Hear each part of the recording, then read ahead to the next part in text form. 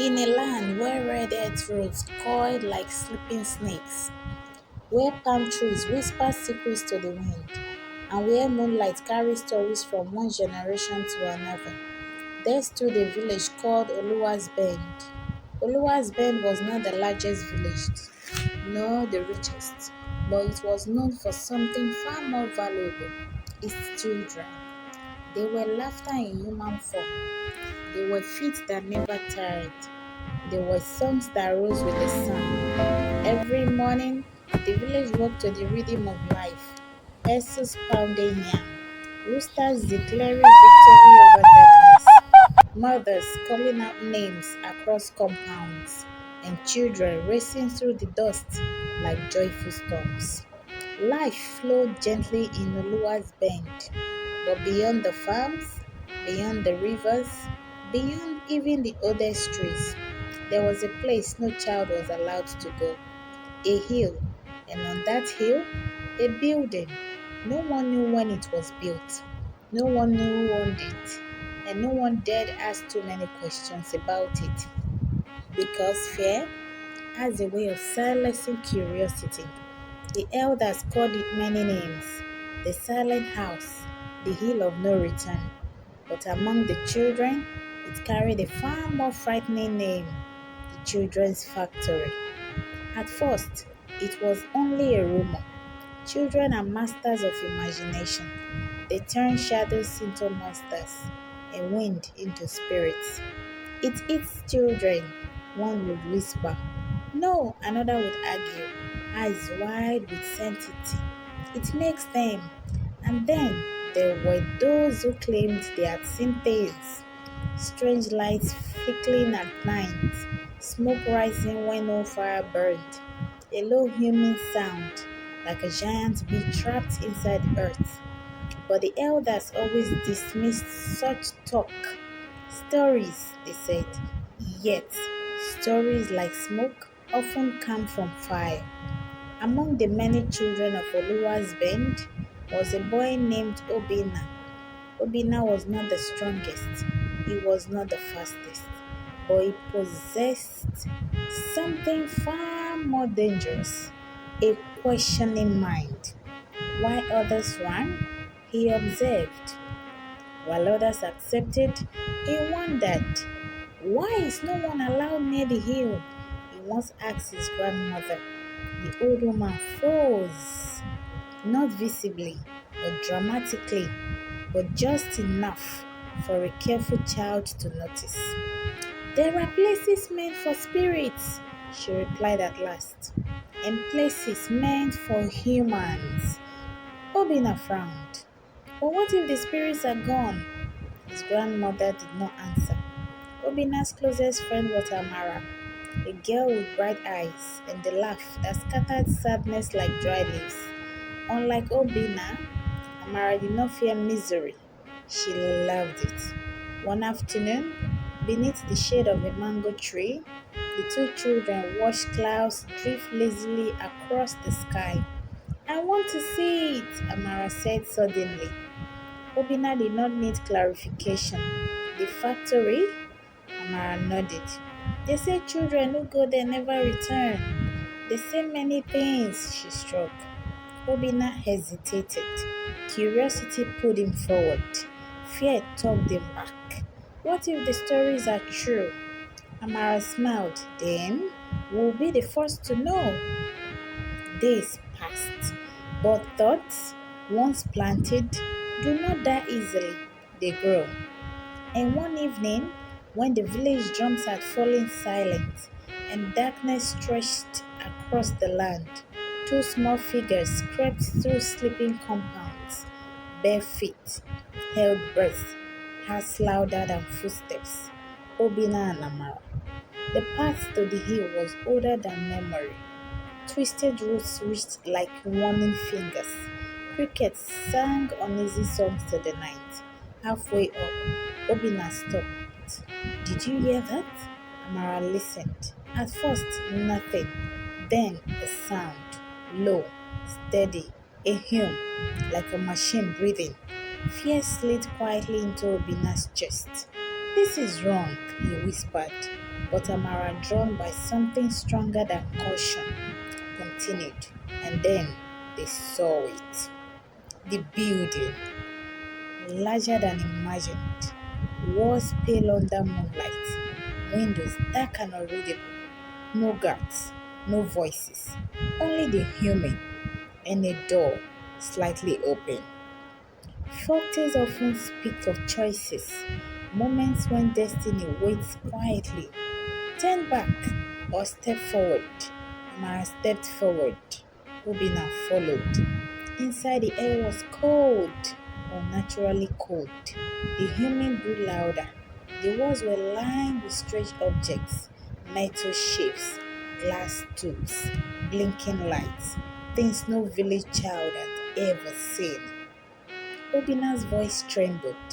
This is not a spirit house. Before Amara could reply, a voice echoed, deep, smooth, and terribly calm. So, children still calm. They spun around. From the shadows emerged a man, tall, dressed in garments too fine for the village, eyes sharp as carved stone, neither old nor young, timeless. Obina's legs refused to move. Amara's voice trembled. Who are you?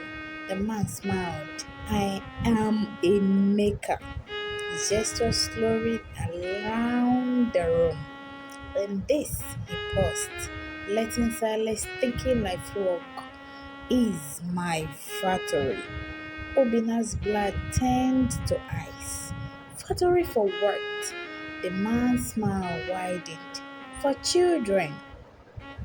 That night, two children discovered that some stories are not just stories.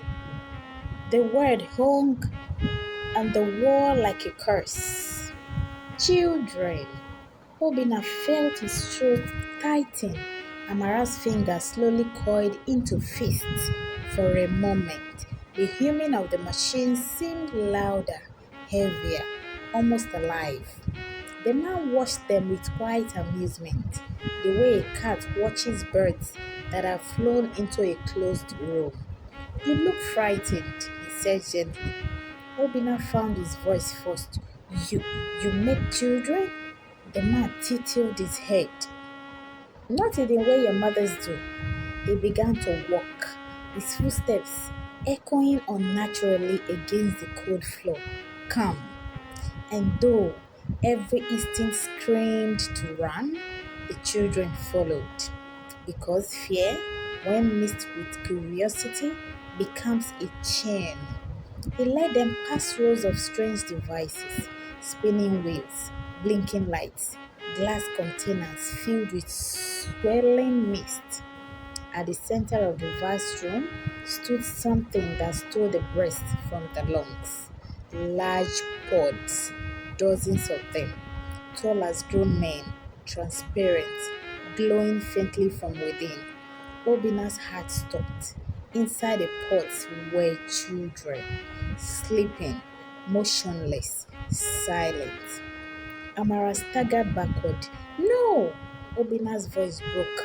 Those are village children. Faces they recognized. The boy who chased goats near the stream. The twins who always argued at the market. The quiet girl who braided hair beneath the iroko tree. All suspended in unnatural sleep. Like insects trapped in amber. The man spread his arms proudly. My finest work. Amara's fear ignited into anger. What have you done to them? He turned to her unoffended. I saved them. Saved? Such a harmless word. Such a dangerous lie. The man's eyes gleamed. Your village is small, limited, bound by old thinking. He touched one glowing pod with something like affection. But children, he smiled. Children are possibilities. Obina's mind raced. Save them fr- from what? From becoming ordinary. The human deepened, almost as if building itself approved. I take them, the man continues calmly, before the world crushes their potential, before poverty narrows their dreams, before likes makes them small. Amara's voice trembled with fury. So you steal them? I select them. He walked between the pods like a proud farmer among crops. Here they do not suffer. Here they are refined, improved, perfected. Obinna stared in horror. They are not even awake. Sleep, the man says softly, is a gentle price for greatness. In folktales, evil rarely shouts. It explains, it justifies, it believes itself righteous. Amara stepped closer to a pod. Inside, a small boy floated peacefully, his chest rising and falling in slow rhythm. She pressed a palm against the glass. He belongs to his mother. For the first time, the man's voice sharpened. He belongs to the future. Obinna felt something shift inside him. Fear began to listen, replaced by something older, stronger, right and wrong. You are hurting them. The man laughed softly. You villagers always mistake transformation for harm. Then he stopped walking, slowly turned, and looked directly at them. But you, his gaze narrowed. You should not have come. The human changed, no longer steady, now pulsing, like a heart accelerating. Amara's stomach dropped. Obinna took an instinctive step backward. We're leaving, he said quickly. The man smiled again. But this time, there was no warmth in it. No child leaves my factory. From the shadows, something moved. Metallic shapes unfolding. Thin, joint limbs. Machines, not loud, not clumsy, silent, precise, closing in. Amara grabbed Obinna's hand. Run! They bolted, feet slamming against the frozen floor. The room that once felt enormous now felt like a trap. Behind them, smooth, gliding movement, relentless. Obinna's lungs burned. The door! I see it! Just as the fingers brushed the exit, the lights exploded into blinding brightness. The humming became a roar, and the door slammed shut. Silence, heavy, total. The man's voice echoed through the white lit chamber. You are curious children. A pause and curiosity. Another pause is a valuable trait. The machines tightened their circle. Obinna's chest heaved.